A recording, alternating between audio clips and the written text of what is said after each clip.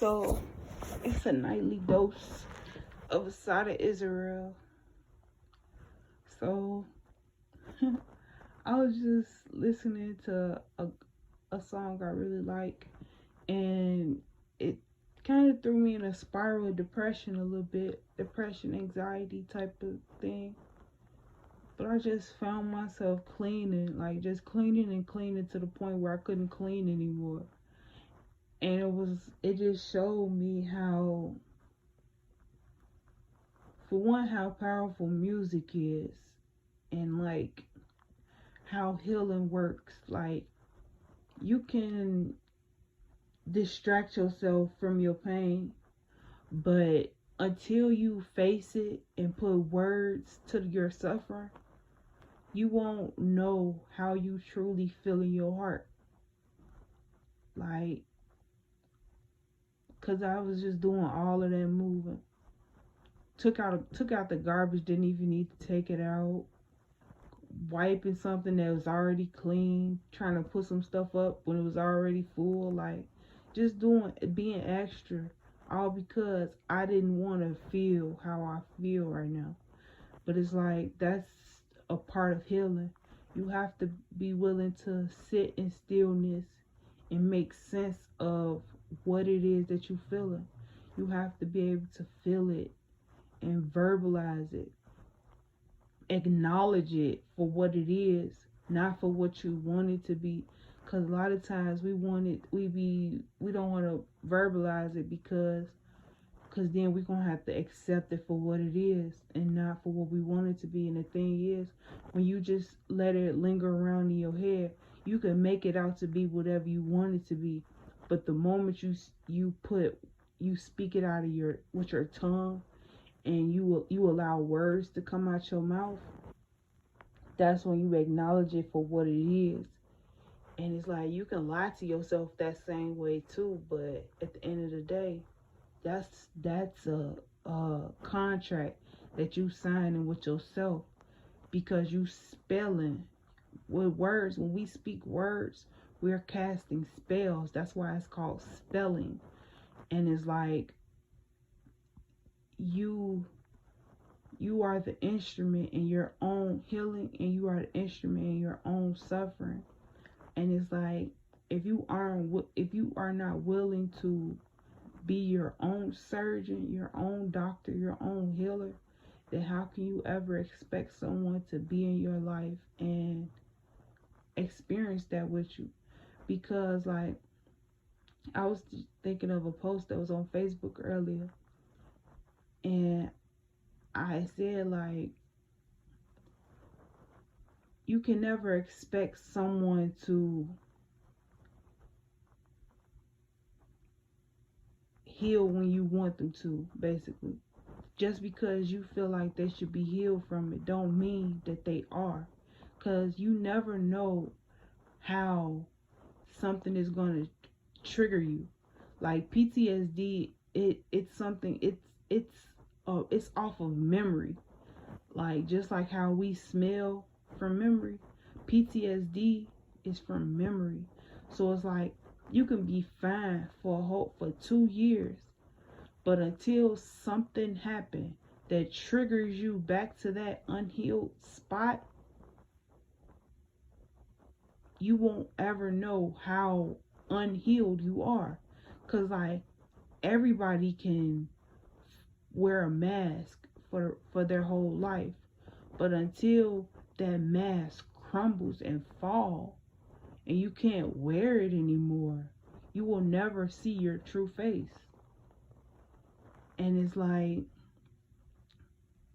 you really have to be willing to look at the man in the mirror without the mask. Because it's like, you can look at the man in the mirror with the mask. Like, you really can. And because that's what a lot of people do. And it's all based off of what you're saying to yourself in the mirror. If you lying to yourself in the mirror, then that's the mask that you're putting over yourself. That's the veil. But the moment you start speaking truth and speaking life into yourself in that mirror, then that's when you lift that veil and you can see through your own masquerade. And like that goes back to what I was saying on that post, like, damn, I wish I knew what I said, but forget it. Like, every day, this is affirmation I'm gonna really say to myself as often as possible.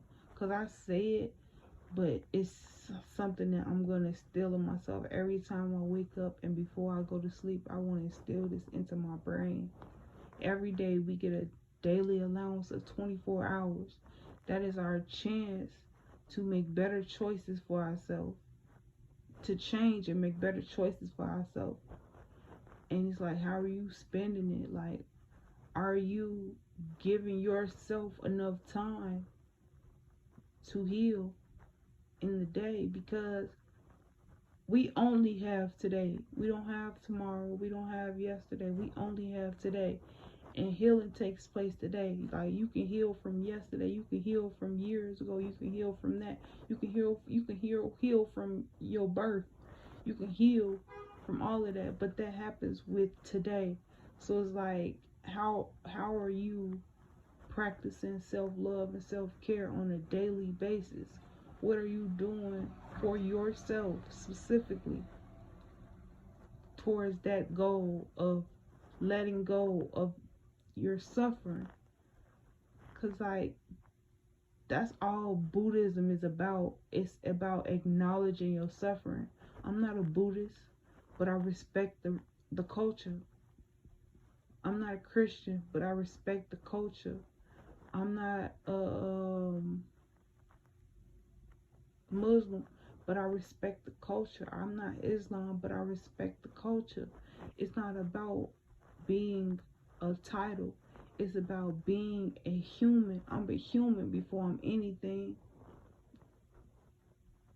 I'm a spiritual human before I'm anything, for real. Because we are spiritual beings having a human experience. We aren't humans having a spiritual experience. That's what we have to understand. We are spiritual beings first, because there is a fire inside of us that keeps us lit every day. That is not a human thing. That is a spirit thing. For a seed to be planted in a woman, that is spiritual. Like,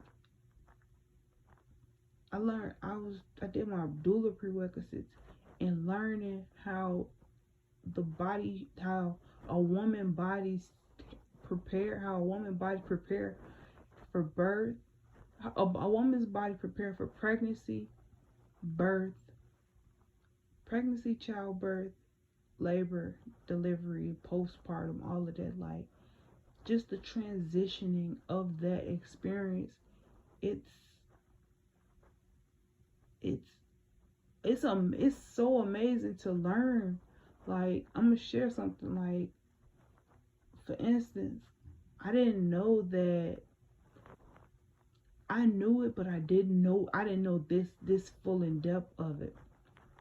So when a woman is pregnant, the reason why she goes to the bathroom so much is because the baby's head is sitting on her bladder. And it's like, that's why they get UTIs, because the baby's head is on her bladder, and it's affecting it, basically. But also, that's not what really got my attention. What really got my attention was the fact that all of her organs push behind her chest cavity. So it's like, when women have struggle breathing while they're pregnant, that's why. Because imagine your lungs being in your throat, like right next to your heart, and it's all like, all of your organs, it's all stuck in your chest, in your titties, right behind your titties, for 9 months. Well, it don't happen for 9 months. I think that part started happening in the third trimester. But damn, that's like 3 months. three, 4 months probably. But still, it's like that happens.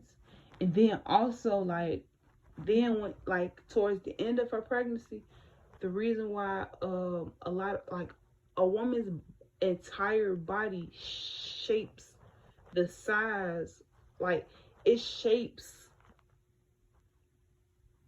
to give birth. Like her feet become flatter so she can balance more with the extra weight in the front of her body.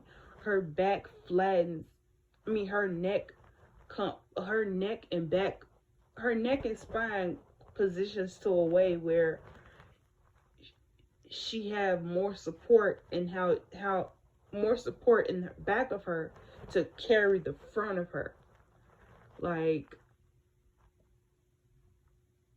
it's so like, oh my goodness, I can like I'm gonna really like, I miss my training for my doula work, but that is something I'm not giving up on. Like I let go of so much stuff in life. Like I released so much, but I feel like I released everything so that I could learn how to be be a doula, or just be a human being. Because in my opinion, learning doula work, it teaches you how to be a better human being. Well, at least the doula class, prerequisite class I took, that's Common Sense Childbirth Institute, if you wanted to know. Like learning, like those women, like the way that they structured that class is amazing. Like it spoke so much life into me. And it's like, yeah, I missed the training, but I know that that's not the end of my story with that. And it's like I am content with knowing that it's something better for me coming. I may not know exactly what it is, but I feel it. And it's like that's a part of being a woman, being human in general. Because it's like, I was just reading this the other day too. Our bodies have trauma responses. Like just like how animals have trauma responses, and it's saying that all a trauma response is to prepare you for the thing you fear about, sort of say. Because fear is just a motivator for the unknown.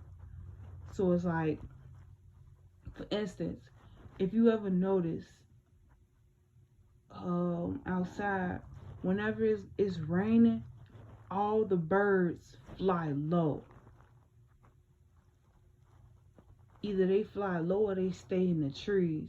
They don't stay high in the sky and do all of that no more, because they have those senses in their body, that inner knowing, because they're connected to their spirit. Like that's why I said we are spiritual beings before we are human beings. And it's like they are connected to the Most High, and they able to sense when the storm is coming. So they protect themselves by preparing, praying for the best and preparing for the worst. Literally.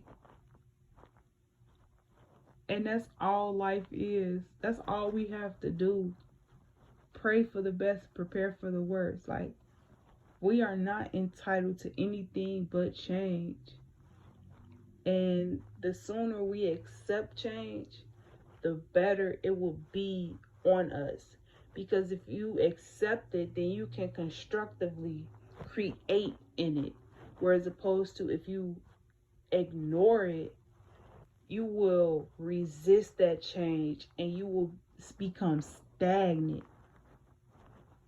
And it's like, and then that's also like God nudging you, saying like, hey, now you gotta sit down.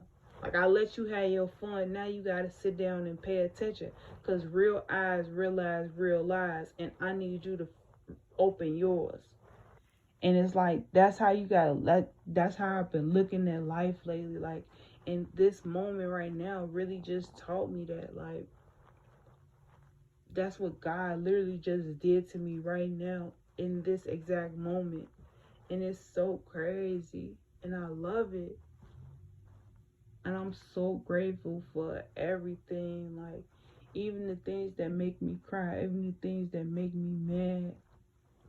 It's I can only show gratitude, because gratitude is the attitude. Peace and love.